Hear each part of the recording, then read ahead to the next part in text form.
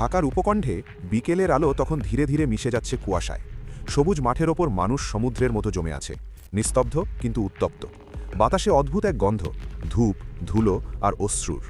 মাইকে কারো গলা কাঁপছে, এই শহীদ ওসমান হাদি বেঁচে থাকবেন যতদিন বাংলাদেশ আছে। কেউ চিৎকার করছে না, তবুও সবার চোখে আগুন। এক তরুণ ছেলে পাশে দাঁড়িয়ে ফিসফিস করে বলল, এটা কেবল জানাজা না ভাই, এটা প্রতিরোধের শুরু। তার চোখে যে দৃঢ়তা, তা ঢাকার সীমানায় আটকে নেই। সেই আগুন এখন ছড়িয়ে পড়ছে নদী, পাহাড়, সীমান্ত পেরিয়ে। কেউ নাম দিচ্ছে তাকে আত্মমর্যাদার আগুন, কেউ বলছে নতুন দক্ষিণ এশিয়ার সূর্যোদয়। ইতিহাসে এমন কিছু মৃত্যু আছে যেগুলো কেবল শোক তৈরি করে না, বরং জাতির চেতনায় এক নতুন ভাষা তৈরি করে। শহীদ ওসমান হাদির মৃত্যু তেমনই এক ঘটনা। তিনি ছিলেন না কোনো রাষ্ট্রনেতা, না কোনো সেনাপ্রধান, তবুও তার মৃত্যু যেন এক নিঃশব্দ বিস্ফোরণ, যা দক্ষিণ এশিয়ার রাজনীতিকে কাঁপিয়ে দিয়েছে ভেতর থেকে। তার হত্যার পর ঢাকার রাস্তায় জনতার চোখে যে আগুন দেখা গিয়েছে, তা এখন শুধু বাংলাদেশে নয়, পাঞ্জাব, তামিলনাড়ু, এমনকি নেপাল পর্যন্ত প্রতিধ্বনিত হচ্ছে। এটি রাগের আগুন নয়, এটি আত্মসম্মানের প্রতিরোধ। বিশ্লেষকরা বলছেন, বাংলাদেশের একজন তরুণ শহীদের মৃত্যু এখন ভারতের রাষ্ট্রনীতির জন্য সবচেয়ে বড় চ্যালেঞ্জ। কারণ এই মৃত্যু কোনো সংগঠনের নয়, কোনো চুক্তির নয়, এটি মানুষের অনুভূতির মৃত্যু, যা এখন হয়ে উঠেছে সীমান্তপাড়ের বিদ্রোহের প্রতীক। ভারতের পাঞ্জাব প্রদেশ। শীতের সকালে এক ভার্চুয়াল জনসভায় খালিস্তানপন্থী নেতা গুরুপত সিং পান্নু বক্তব্য রাখছিলেন। পাঞ্জাবিরা শুনছে মনোযোগ দিয়ে। তার কণ্ঠে উঠে এলো এক চমকে দেওয়া কথা। যদি ভারত বাংলাদেশে সন্ত্রাসী কর্মকাণ্ড চালায়, তাহলে বাংলাদেশের অধিকার আছে কূটনৈতিক সম্পর্ক পুনর্বিবেচনার। পান্নু যুক্তরাষ্ট্রের নাগরিক, কিন্তু তার এই বাক্য ঢাকায় পৌঁছে গেছে বজ্রের মতো। তার ভাষাই ছিল এক ধরনের নৈতিক বিদ্রোহ।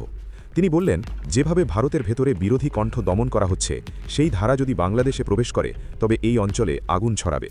এই বক্তব্য ভারতের জন্য ছিল কেবল রাজনৈতিক বিবৃতি নয়, এক আন্তর্জাতিক হুঁশিয়ারি। কারণ খালিস্তান আন্দোলন ভারতের উত্তর পশ্চিমে যতটা গভীর, বাংলাদেশের নতুন প্রজন্মের মধ্যে প্রতিরোধের মনোভাবও এখন ততটাই শক্তিশালী। বিশ্লেষকরা একে বলছেন ভারতের গলার ফাঁস। মাত্র ২২ কিলোমিটার দীর্ঘ শিলিগুড়ি করিডোর, যা ভারতের মূল ভূখণ্ডকে উত্তর পূর্বাঞ্চলের ৭ রাজ্যের সাথে যুক্ত করে। এক পাশে নেপাল, অন্য পাশে বাংলাদেশ। এই সরু ভূমি করিডোরই ভারতের কৌশলগত জীবনরেখা। কিন্তু এখন এই করিডোরই হয়ে উঠেছে তাদের মানসিক দুর্বলতা। কারণ যদি বাংলাদেশের ভেতরে ভারত বিরোধী জনমত আরও শক্তিশালী হয়, তাহলে এই করিডোর কেবল মানচিত্রে নয়, বাস্তবেও হয়ে উঠতে পারে ভারতের সবচেয়ে বিপজ্জনক হাড়কাটা রেখা। দিল্লির প্রতিরক্ষা বিশেষজ্ঞ অজয় শুক্লা সম্প্রতি লিখেছেন, বাংলাদেশের অভ্যন্তরে যে মনস্তাত্ত্বিক প্রতিরোধ তৈরি হচ্ছে, সেটি ভারতের উত্তর পূর্বের নিরাপত্তা কৌশলকে অচল করে দিতে পারে।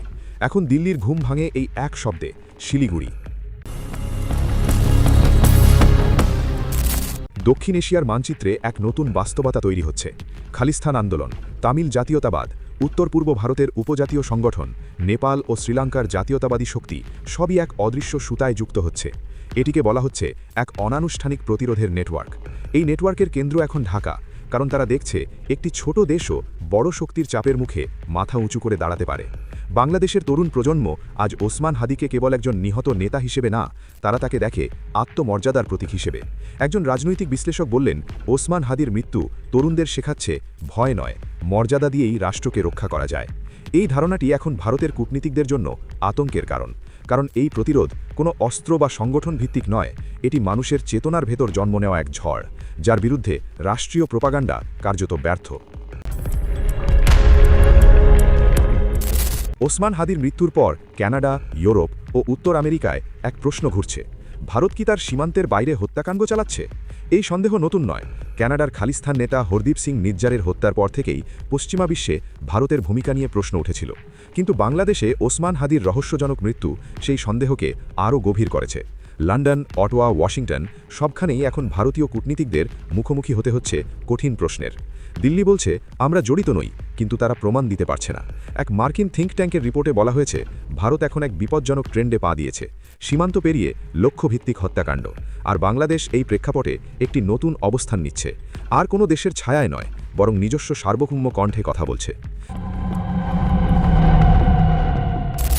দিল্লি যেখানে আত্মবিশ্বাস হারাচ্ছে, ঢাকা সেখানে নিজের জায়গা তৈরি করছে। জাতিসংঘের সাম্প্রতিক অধিবেশনে বাংলাদেশের প্রতিনিধি বলেন, আমরা প্রতিবেশীদের সাথে সম্পর্ক চাই, কিন্তু সমান মর্যাদায়। এই বক্তব্য শুনে কূটনীতিক অঙ্গনে ফিসফাস। বাংলাদেশ এখন কেবল অংশগ্রহণকারী নয়, কেন্দ্র। বিশ্লেষকরা বলছেন বাংলাদেশ এখন দক্ষিণ এশিয়ার নতুন ব্যালেন্স পয়েন্ট, কারণ চীন, পাকিস্তান, এমনকি তুরস্ক এখন ঢাকাকে আঞ্চলিক সহযোগিতার মূল স্তম্ভ হিসেবে দেখছে।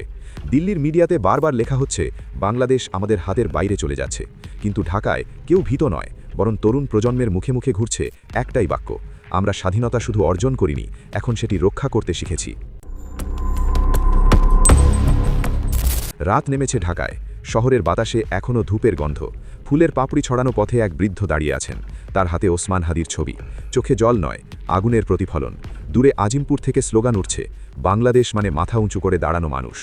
এমন সময় টেলিভিশনের পর্দায় ভেসে উঠছে দিল্লির নতুন সংবাদ, শিলিগুড়ি করিডরে সীমান্ত জোরদার, সেনা মোতায়েন, নতুন ড্রোন নজরদারি। বৃদ্ধটি মৃদু হেসে বললেন, ওরা আগুনকে ভয় পেয়েছে, কিন্তু জানে না আগুন ছড়িয়ে গেছে বাতাসে। ঢাকার আকাশে ঝলসে উঠল একটি আলোর রেখা, সম্ভবত কোনো টহল ড্রোন, অথবা হয়তো প্রতিরোধের এক অদৃশ্য প্রতীক। ক্যামেরা ধীরে ধীরে দূরে সরে গেলে দেখা যায় শহীদ ওসমান হাদির ছবি পোস্টারে নয়, মানুষের চোখে জ্বলছে। এটাই নতুন দক্ষিণ এশিয়া, যেখানে এক তরুণের মৃত্যু নয়, তার আত্মমর্যাদার প্রতিধ্বনি বদলে দিচ্ছে রাজনীতির মানচিত্র। আর প্রশ্নটি রয়ে গেল বাতাসে, দিল্লি কি প্রস্তুত এক জেগে ওঠা বাংলাদেশের মুখোমুখি হতে?